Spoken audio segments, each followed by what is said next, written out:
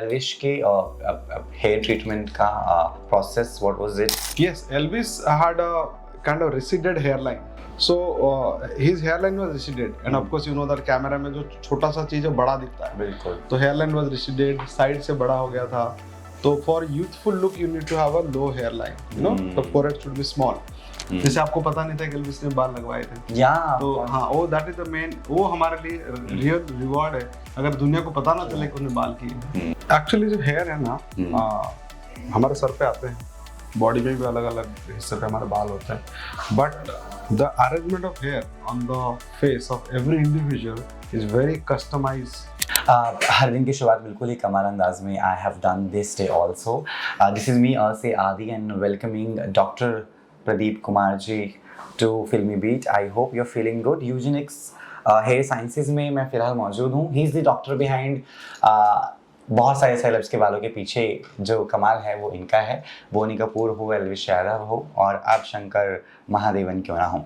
First tell me how difficult it is for you to understand hair because बालों की तो देखिए बहुत मशक्क़त भरी ज़िंदगी है ना. And especially people from the glam up life, बहुत सारे प्रोडक्ट सप्लाई होते हैं all that. How do you manage and analyse it? Yes, so actually जो हेयर है ना, हमारे सर पे आते हैं, बॉडी में भी अलग अलग हिस्से पे हमारे बाल होते हैं, but the arrangement of hair on the face of every individual is very customised. Just like all our faces are customized pieces of artwork by God, so hair is also very customized. So after you have mastered the science of hair, that means आपको पता है कि बाल कैसे उगते हैं, कैसे male pattern thinning होते हैं, फीमेल पैटर्न थिनिंग होते हैं, दवाइयाँ क्या क्या काम कर सकती है. That is the minimum basic that you should have.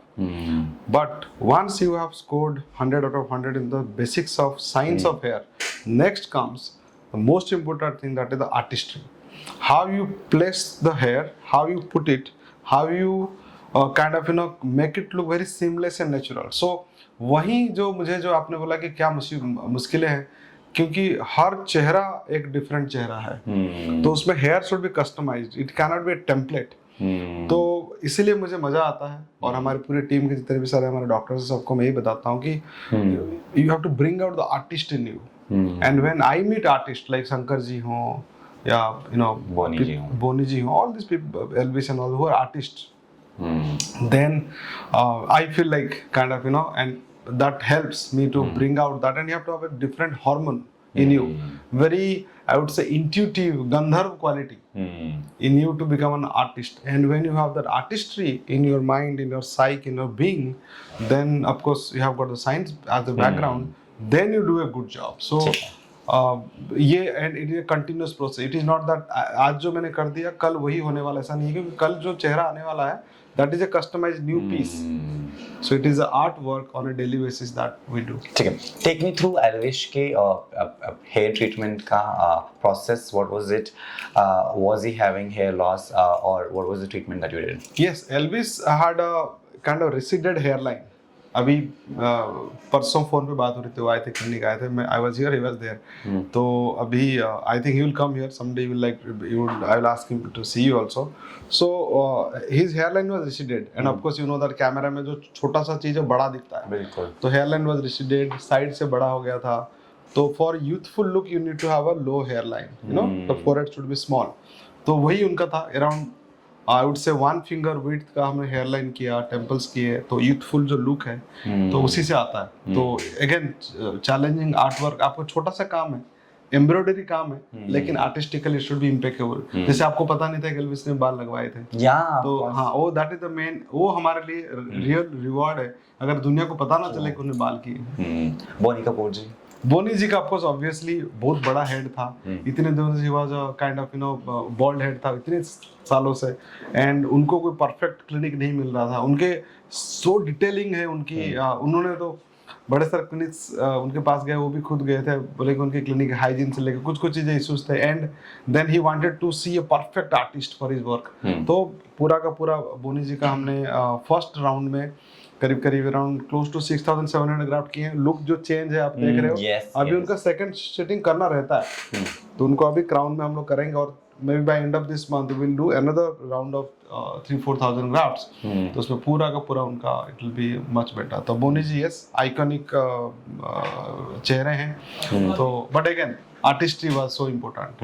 Then after Bonnie Kapoor, he referred Shankar ji आपका नाम है। अनीस बाजमी जी उससे पहले Yes, आए, yes. काफी सारे, हाँ उन्होंने बोनी जी को देख के काफी सारे लोगों ने, शंकर जी आपको सभी आए हुए। शंकर जी का आपको पता है माथा बड़ा, मतलब बॉल्ड था, क्राउन से बॉल्ड था, तो शंकर जी का वही 2 स्टेप स्ट्रैटेजी है। पहले हमने करीब करीब 4500 किए हैं और 3000 करेंगे 1 साल के बाद।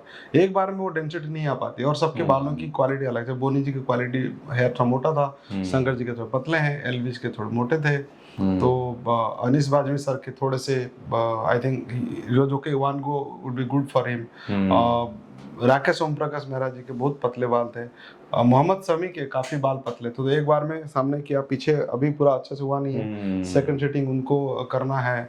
Weather it is Ravi Shastri ji, उनके भी बाल पतले थे, अजरुद्दीन जी उनके बाल पतले थे। तो हर इंसान के बाल ये एकदम सच में जादू है ना, देखकर बता देना किसके बाल में कितनी डेंसिटी है या कितनी खराबी है। दिस इज ऑल जादू। टेल मी माइन सम लाइव रिव्यू ले रहा हूं मैं। नो देखिए मेरी नेचुरली कर्ल नहीं है, आई go for perming every 4 months, सो मेरी नेचुरली बाल बहुत स्ट्रेट हैं और बहुत सिल्की थी। No your hair is like amazing. एक सेकंड जो मोस्ट इम्पोर्टेंटली बात है, जो when you have wavy hair और curly hair that gives more volume, और Yes, थोड़ा वो yes. सरफेस एरिया ज्यादा क्योंकि कवर मेरा करता मुंह छोटा है और माथा बहुत बड़ा है, तो मैंने लगा रहा था कि मेरे को यहाँ के I don't have here these portions. वो करेंगे उसको, मैं अब देखता हूँ इसके बाद। हे देन भगवान। हम लोग थोड़ा इसको साइड करके पक्का करेंगे।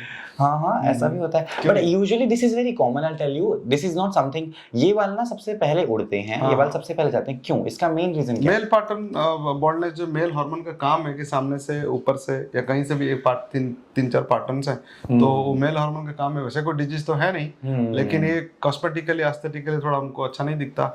और चूंकि मेडिकल साइंस इतना इवॉल्व हो चुकी है, और ट्रांसप्लांट अगर अच्छे से हो और आर्टिस्टिकली करा जाए, जो कि आपके चेहरे के हिसाब से सीमलेसली प्लानिंग कोई आर्टिस्ट कर पाए, देन फिर एकदम कराना चाहिए। जैसे आई एम श्योर आपने बाल को ऐसे इसीलिए रखे कि ये माथा बड़ा ना दिखे, या आप बाल पीछे नहीं कर सकते क्योंकि माथा बड़ा है। Yes. तो अब हम अगर हमने इसको बराबर कर पाए, then you can flaunt any kind of look. Yeah that's true. चलो मान लिया आपने लोगों के और इतने सारे हेयर ट्रीटमेंट किए, कभी अपने पर करने की जरूरत पड़ेगी? Have you tried any treat? हाँ नहीं, हाँ एकदम, मैं आता हूँ उसके ऊपर। तो मेरे फैमिली हिस्ट्री में like my both mother side father side में ग्रेड 7 मतलब मैक्सिमम बॉडी से बोनी जी वाला था, वो था। और मैं 45 का हूँ, जब मैं 32-3 का हो गया मेरे थिनिंग शुरू हुए। और तो डेफिनेटली कोई हेयर का डॉक्टर है और खुद के सर पे बाल नहीं है तो डेफिनेटली वो सही भी नहीं है। और जो कि हम इसमें हैं, तो हमने क्या किया, आई स्टार्टेड टेकिंग मेडिकेशन।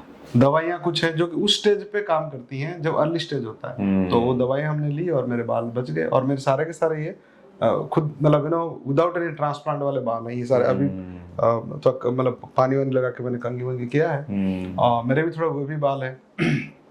तो ये मेरे मेडिसिन से है, मुझे जो लग रहा है। और मेरा डेंसिटी आई वुड से 30-40% तो कम है, लेकिन इतना काफी है मेरे को to carry myself, and this is good enough. हमको कोई हेयर ट्रीटमेंट से या ट्रांसप्लांट से ये उम्मीद नहीं करना चाहिए कि इतने डेंसिटी हो जाएंगे जैसे हम बचपन में थे। ऐसा नहीं, जरूरत भी नहीं है और करना मुश्किल भी है। एक सबसे बड़ा मिथ होता है to select a right shampoo for us, you know, hair में। What is your guidance to select the right shampoo for the people, because that is the basic that we can do to our hair. क्योंकि basic cleaning हम shampoo से करते हैं एकदम। We have multiple brands and सबके सब जो है ढकोसलेबाजी करते हैं, वो हम आपको भी पता है, मुझे भी पता है। लाइक आई टेल यू, पहले I was on different shampoos. The time I got curled, मेरे हेयर ड्रेसर ने ही टोल्ड मी कि अभी आपको कर्ल शैम्पूज यूज करने हैं जो कि कर्ल क्रीम वाले होंगे या कर्ल वालों के लिए हेल्पफुल होंगे। Then I started using hair mask. Then there's a shampoo which I have started using, जो कि भाई बहुत ही महंगे आते हैं from the normal shampoo range.